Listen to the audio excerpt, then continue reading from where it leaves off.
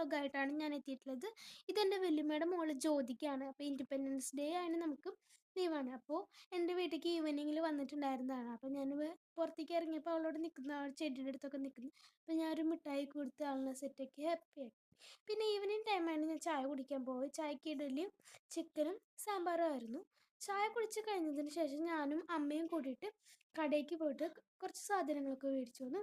കടയിൽ നിന്ന് പോയിട്ട് വന്നതിന് ശേഷം ഞാൻ വീട്ടിൽ കുളിച്ചു, വിളക്കൊക്കെ കഴുകി, വിളക്കൊക്കെ കത്തിച്ച് കുറേ നേരം അങ്ങനെ നാമം ജപിച്ച് കഴിഞ്ഞു. അതിനുശേഷം ഞാൻ മേടിച്ച സാധനങ്ങളൊക്കെ ഡപ്പയിൽ ഇട്ട് വയ്ക്കുകയായിരുന്നു കേട്ടോ.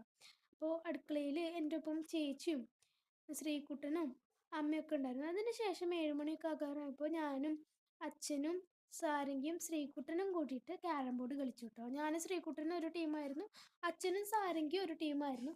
നല്ല രസമായിട്ട് കളിച്ചു, ഒരു 3/4 മണിക്കൂറോളം കളിച്ചു. അപ്പോൾ ഇത്രയേ ഉള്ളൂ ഇന്നത്തെ വീഡിയോ. ബൈ.